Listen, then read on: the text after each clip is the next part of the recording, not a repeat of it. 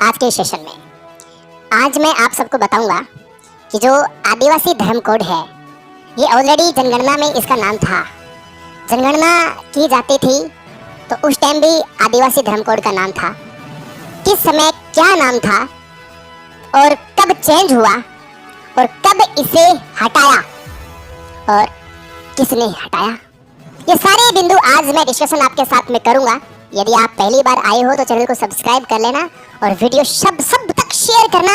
ऐसी जानकारी लाया हूँ सबकी कुंडली खोल देगी। देखो धर्म कोड की कुंडली पूरी खुलती है, कैसे खुलती है जरा गौर से देखिए। शुरू से जो यहाँ निवास करते आ रहे हैं उनको हम लोग आदिवासी के नाम से जानते हैं। इसमें तो कोई अतिशयोक्ति नहीं है, आदिवासी के नाम से इनको जाना जाता है। व्यवस्थित क्रम में देखा जाए यूं तो जनगणना का आइडिया जरूर मिलता है। यहाँ जो ब्रिटिश गवर्नमेंट चल रही थी सन 1871-72 के अंदर प्रोग्राम आया था लॉर्ड मेयो का। प्लाउडेन नामक एक व्यक्ति था, तब यहाँ पहली बार जनगणना का प्रोग्राम रखा गया। जब जनगणना भारत के अंदर हुई तो उस टाइम हमारे इस आदिवासी धर्म के लिए एक नया नाम जो है वो यहाँ पर तय किया गया। ये कुछ इंग्लिश के नाम है जैसा कि आप सब देखेंगे। यहाँ इंग्लिश में ये लोग किस नाम से इनको जानते थे। सन 1871 में ये एबोरिजिन के नाम से इसको जाना जाता था। एबोरिजिन या जिन दोनों तरीके से बोलते हैं, अलग अलग टोन है सबका, इंग्लिश भी कई भांति की है। और फिर 1881 में भी इसको इसी एबोरिजिनल के नाम से जाना गया।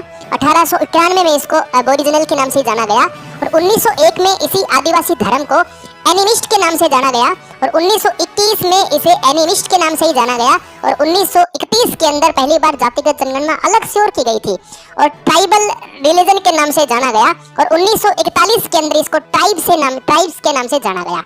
यानी ये तो है आपके सामने अंग्रेजों के पूरे दस्तावेज। आप संभालोगे पूरी कुंडली यदि खुलती है तो आपको पता चलता है कि 1871 से लेकर 1941 तक तो ये अलग अलग तरीके से नाम रखे गए थे।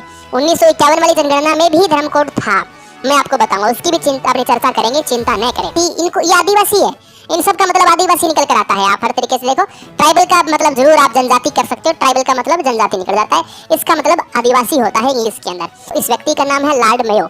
ये व्यक्ति भारत का वो पहला व्यक्ति है जिसके काल में भारत में जनगणना हुई।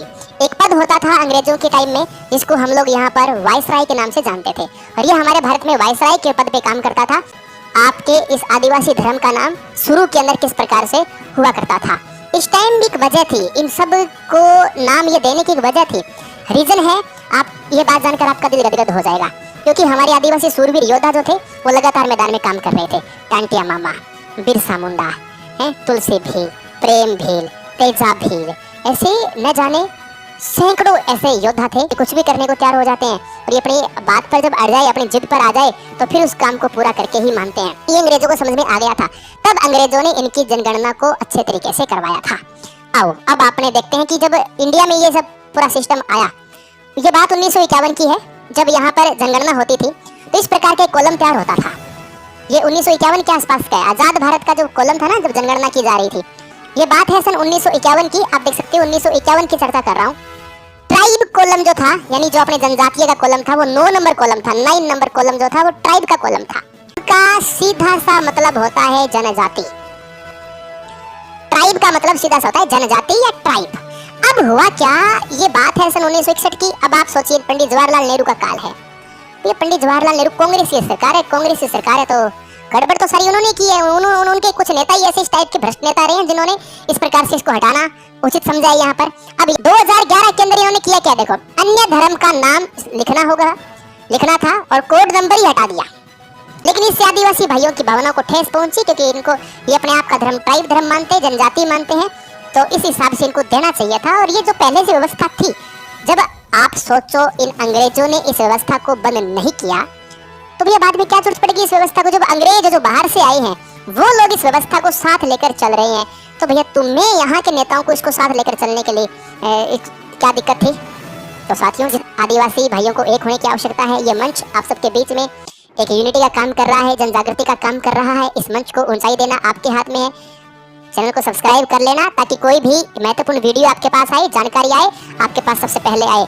कमेंट किया करो अच्छे, प्रत्येक कमेंट को बारीकी से पढ़ता हूँ मैं देखता हूँ मेरे आदिवासी भाई कैसे कैसे कमेंट करते हैं। मैं आपकी एक एक बात को संज्ञान में लेता हूँ और आपकी प्रत्येक बात को समझता हूँ आप क्या कहना चाहते हो।